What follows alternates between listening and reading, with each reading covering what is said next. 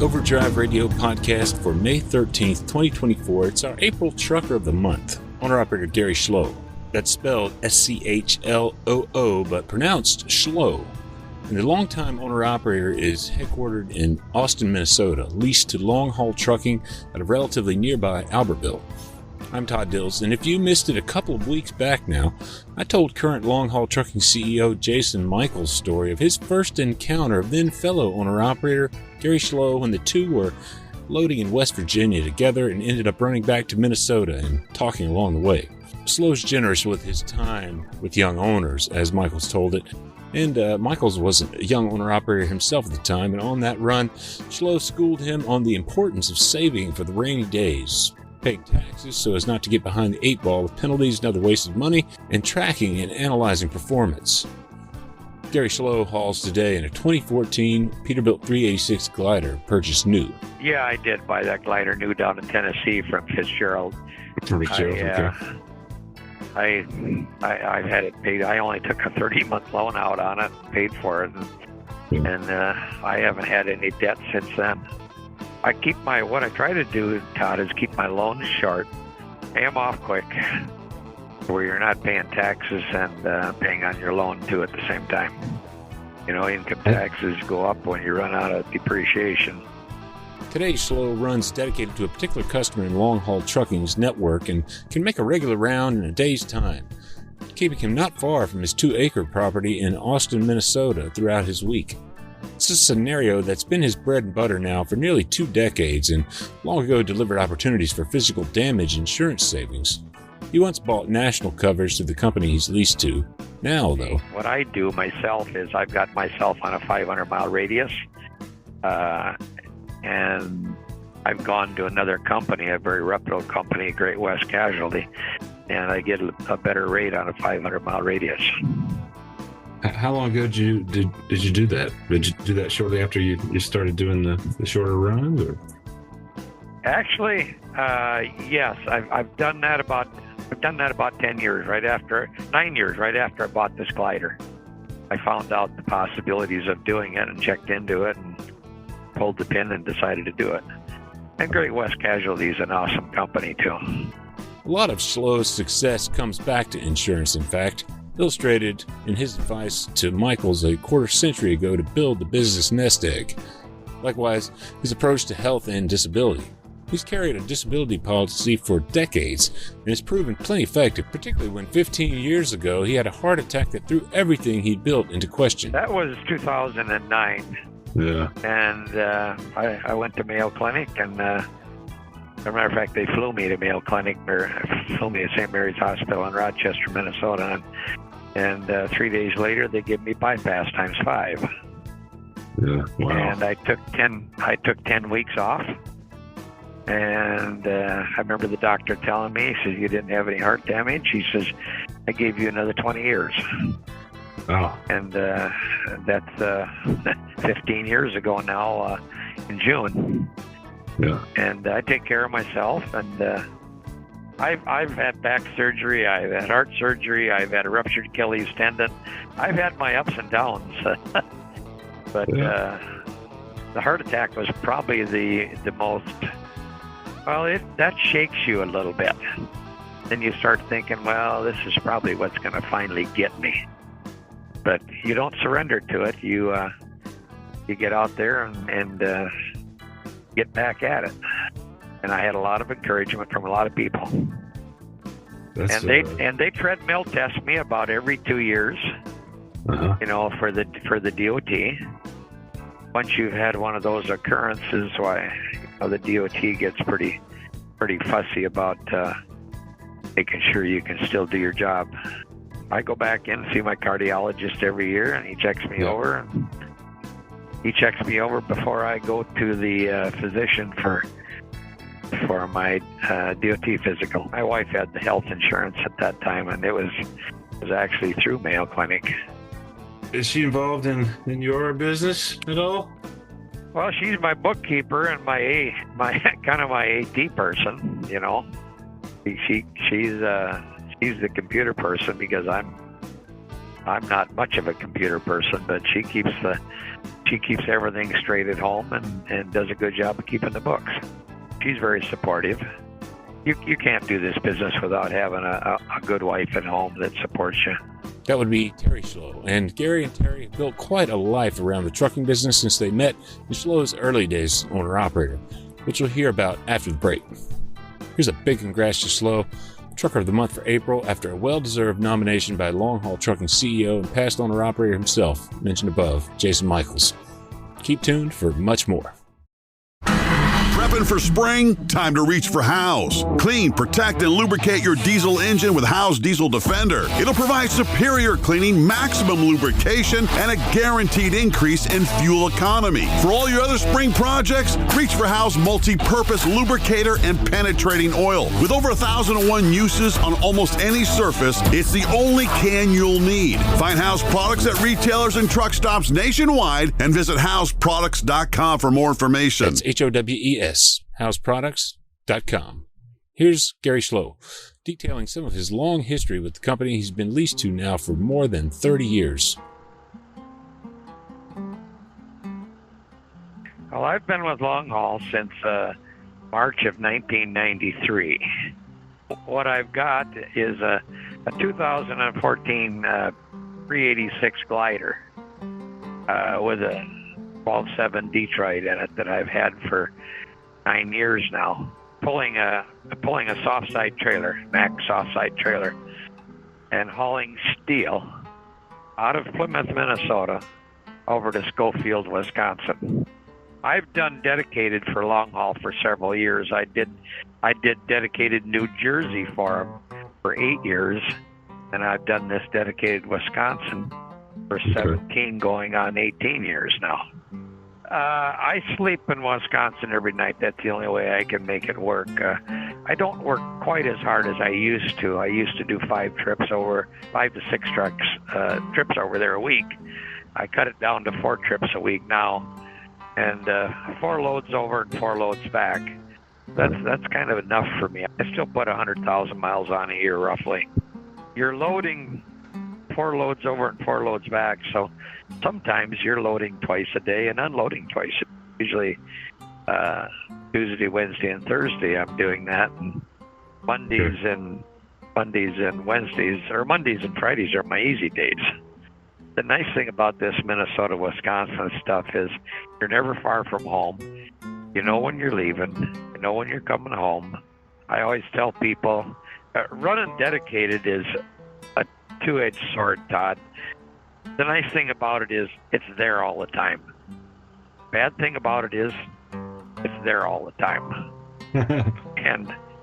and doing Minnesota and Wisconsin is great, but in the winter, I'm still doing Minnesota and Wisconsin, and that ain't so great. You don't get the respite from the weather that would be, I'll say, a trip down to Florida or something. Nope, I don't. I have done Florida 4 years ago, only a few times, but no, I don't get down south anymore at all. In my early years, I've done the whole lower 48. Yeah. Not a whole lot out west, but I've done the whole lower 48 and 5 provinces of Canada. We used to do a lot of stuff out of Oswego, New York, up to Kingston, and then Kingston back here to Minneapolis. And in the early years, we used to haul potatoes in open top with side kits, and we hauled a lot of potatoes up to Cambridge, Ontario, and Quebec. Those were the early years before I bought a soft side. I've owned a soft side flatbed since 1998. That's when my freight kind of changed. That was back in the early mid-1990s. And when Gary Schloo says soft side trailer, as may well be evident, he means a flatbed with a curtain side kit on it. We'll hear more later about the advantages he and Long Haul Trucking have found with customers utilizing that particular setup extensively since that time. Now, though, we'll dive back into owner-operator Schloo's history. He's been at this trucking thing as both truck driver and business owner for quite some time. I've been an owner-operator for 33 years. I've been over the road for the last 50. Yeah, wow. And I did drive I did drive a milk truck house to house for a year and a half before I went in the Air Force back in the days when the draft was all staring us in the face back in 1967 and 68. I was a weapons mechanic in the Air Force on F4s. Did my tour overseas and then I come back and went to a couple of years of college. I drove a milk truck house to house before. That was one of my first jobs right out of high school. So I've had my chauffeur's license since I was 18. I don't think not a lot of people can say that anymore. Well, I got my 2-year college degree. Okay. And I was gonna drive truck for the summer and continue on to get my 4-year degree. And I started driving for a small construction company near Austin, Minnesota. And he had B model Max and R model Max, and God, I just loved driving those things. And I decided to keep doing it, and then eventually I decided I wanted to go out on the road. He caught the ages-old trucking bug, as it were, and it's all been especially rewarding and remunerative, particularly in the last couple of decades, and even with setbacks. I was very lucky. I purchased 2 acres, 3 miles from where I grew up. I knew this house, or knew about this house for years, and it had 2 driveways. And the house is on 1 acre on the east side, and the acre to the west was bare. And since the time I bought that, I dreamed about putting a shop in there. I got waylaid a little bit because I had a heart attack in 2009. Okay. And ended up having bypass surgery. So I had to wait a couple of years before I felt confident enough to go ahead and build the shop that I would continue working. So in 2014, I took the plunge and decided to build it. And the nice thing about it is my truck is at home, my trailer's at home, everything with my business is at home. I can just go out to the shop like I did this morning and start my day. Austin, Minnesota. Have you ever heard of, I know you've heard of Hormel, haven't you? Oh, yeah. Well, I think I might have eaten a little Hormel today. I'm just kidding. Yeah, they kill about, I think they kill about 16,000 hogs a day there. They kill 2 shifts, about 1,000 hogs an hour. And it's ironic that I don't haul meat. Years ago, I worked for a Teamster outfit, LCL Transit, which is long gone now. And I did some, that's how I started out, kind of with a reefer, for a little while. And yes, I did haul some meat out of there. Reefer wasn't my thing though. I got on hauling boxes for Weyerhaeuser. We had a Weyerhaeuser plant in town, and I hauled boxes for Weyerhaeuser with single axle tractors for 13 years. Weyerhaeuser box factory, yeah. Weyerhaeuser sold all their box factories now, but back in those days they had about 30 of them in the United States. They sold off to International Paper. But that was an education, driving around in single axles in the wintertime in Minnesota. It wasn't so bad driving around when you had a load on, but when you come back empty and you only had a single axle tractor instead of a twin screw, things could be pretty loose under you, Sure. especially in the wintertime. So and in the wind too. They're lighter tractors. And Weyerhaeuser box factory. Was that the first work that you took that was kind of over the road? that was the first one that I was getting out on the road. But even with that job, I was home most every night. I did some grain hauling. I did some steel hauling. That's where I learned to flatbed for a year for another company. Then I went back to hauling boxes for a year, and that's when I decided to buy my own. And I didn't feel like I was making enough money for having 17 years in the business. You know what I mean? I bought an 84 Peterbilt used, 84 Peterbilt cab over. It was a pretty good truck. It had 700,000 miles on it. It was overhauled. And I leased it on with a company that was running a lot of tubing down to North and South Carolina and Tennessee, and hauling brick back up to Owensboro, Kentucky area. I did that for a year and a half. and I just wasn't pleased with the return on investment. So that's where I met somebody from long haul trucking years ago. I met a broker down there that was doing business with long haul, and I started brokering loads from him. And that's when he sent me up to talk to the guy that owned long haul. I didn't think he would put my old cab over to work. They had pretty nice equipment, but he had kind of a rule. He says, you hire the man, you don't hire the equipment. He had enough faith in me to put me to work, and within 11 months, I was ordering a new tractor. Yeah, I bought a trailer right away when I went to work for him. I bought a trailer right away. And 11 months later, I ordered the truck. But back in those days, it took me, I think I ordered that truck in February, and it came in at Christmas time. It took that long to get a Peterbilt at that time. Orders were out quite a ways. John Daniels was the owner of Long Haul Trucking at that time. Okay. And he has since retired, and Todd, right now we're a employee-owned company. Right. Owner-operators don't have any piece of long haul, but when John retired, he sold it out to the employees, and it's been a good situation for the owner-operators too. I can remember the days when there was only a few of us that had these soft sides, and I remember the owner telling me at that time, he said, well, I don't think that's something you want to put a hired driver in. And, well, right now we have hired drivers in all of them. And a lot of customers are pretty touchy about throwing tarps over their stuff, like some of these fancy machines. And it's the ease of putting a load on. I only have a 49-footer, but the company's running 53s. And, I've seen them put some pretty fancy freight on these trucks. And the nice thing about it is you're not throwing a greasy, wet tarp over something. You're putting the steel or aluminum or the machine, whatever you're hauling, you're putting it on the trailer, tying it down, securing it, and closing the cover and going down the road. It enables a kind of no-touch approach to load and unload, at least when it comes to the tarping aspect of flatbedding. And as you'll hear, the curtain-side trailer setup would be the key tool that put owner-operators squarely set up for the long term on the dedicated side of long-haul trucking's mix of freight, where he's been more than 2 decades now.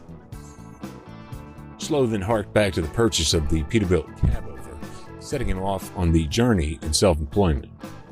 Well, I was single back then when I bought my truck, and if anything, going from working for somebody and then going into self-employment, my mother used to cash my checks for me and stuff, but it was a little bit of a challenge. If anything, it made me more ambitious. I worked harder then than I do now. I think in some respects, I'm the worst person that I ever worked for. And I think as an owner-operator, sometimes you got to be.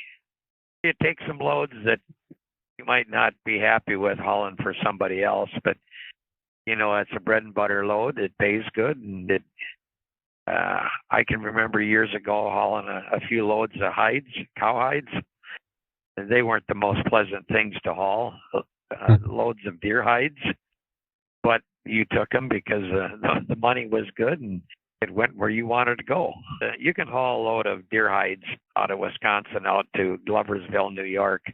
What you end up with when you get there is about 3 inches of contaminated salt on the floor of your aluminum trailer because, they're salted heavy.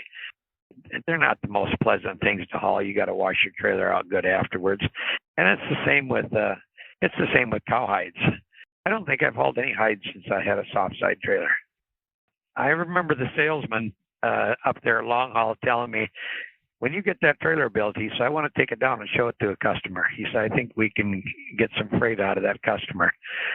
And I won't tell you what customer it was, but that customer had lost a carrier that was running New Jersey on a regular basis. And basically it was van freight. And he felt that we could put it on our trailers.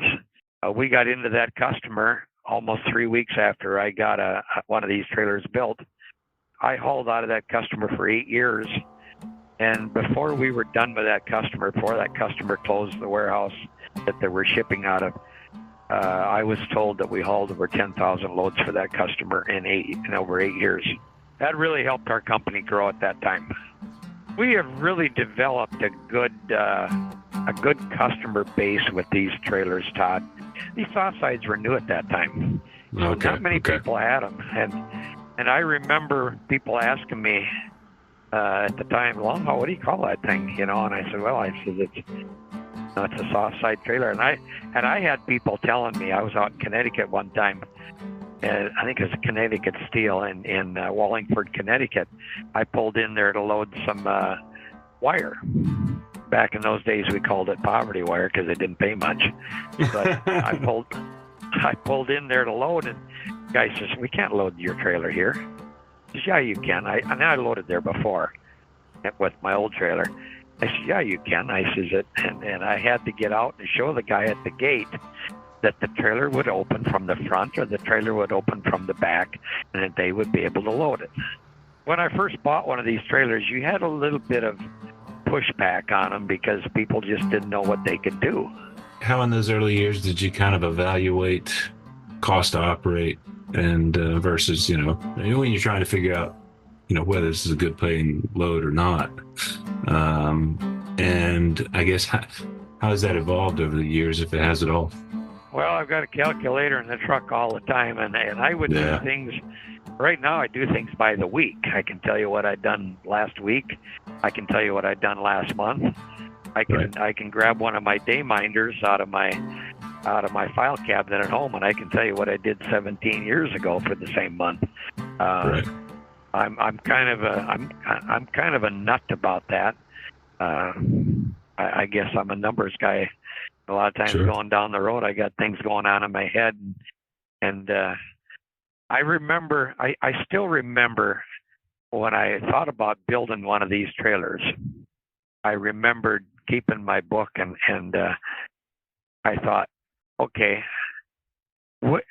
if I build one of these trailers, how much freight would I give up by not being able to haul some of the stuff we were hauling a lot of sunflower seeds and stuff like that, bird food in those days. Okay. And I thought, okay, which loads would I have to give up if I built one of these trailers?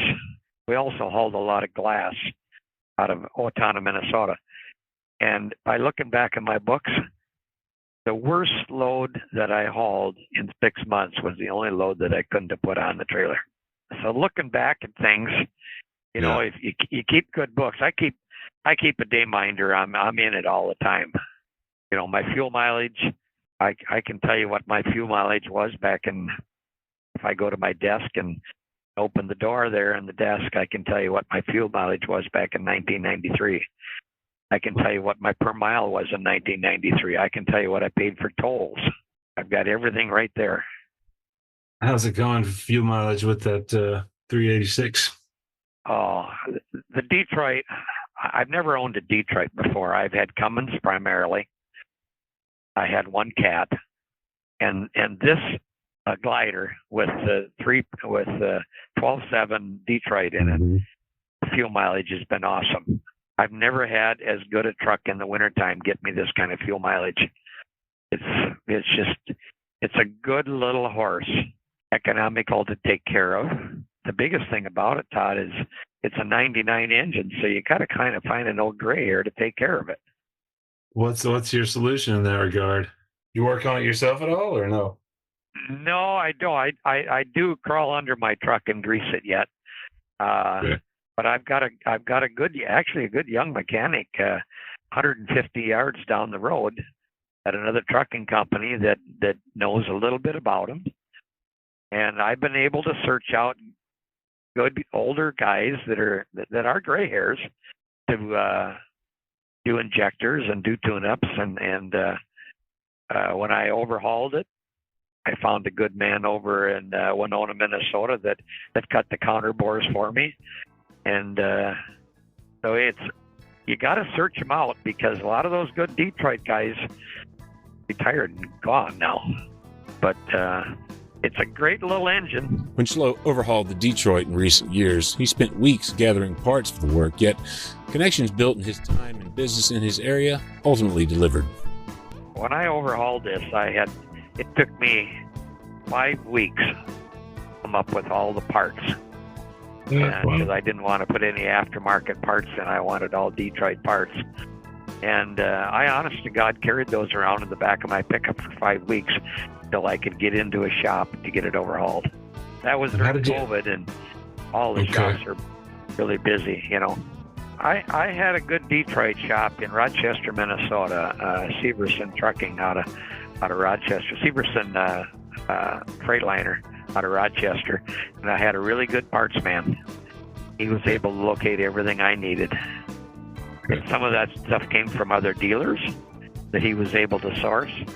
Yeah. Some of it I paid a little extra money for to get it, because if another dealer had it, you had to pay that dealer to release it, you know.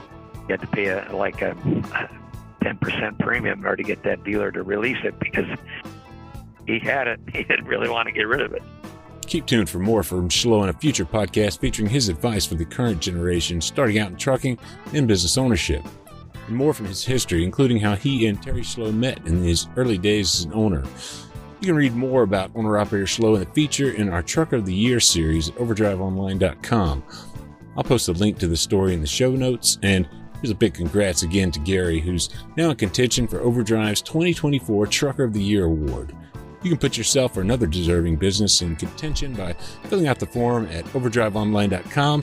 Look for a link to that in the post that houses this podcast for May 13th, 2024 at overdriveonline.com/overdrive-radio. Or find that link in the show notes wherever you're listening. Overdrive Radio is on Spotify and SoundCloud, Apple Podcasts and YouTube, TuneIn, Podcast Addict, most any listening platform, really. Subscribe so you don't miss an episode, and you can find me in all of our episodes via overdriveonline.com/overdrive-radio. Big thanks to you for listening. Overdrive Radio is a production of Overdrive, the voice of the American trucker. It's edited and produced by me, Todd Dills, with the acoustic guitar and other support of trucker songwriter Long Haul Paul Marhofer. The theme is Legend of the Snake Man by Marhofer, featuring the guitar work of Travis, the Snake Man himself, Whammock, Terry Two Socks Richardson on bass, keys by Tishomingo Jim Whitehead, and on drums, Mr. Andrew Marshall. The podcast is backed up further by Overdrive's own social media coordinator, Jasmine Campbell, news editor, Matt Cole, executive editor, Alex Lockey, and video editors, Lawson Rudisell and Andrew Quinn. See you next time.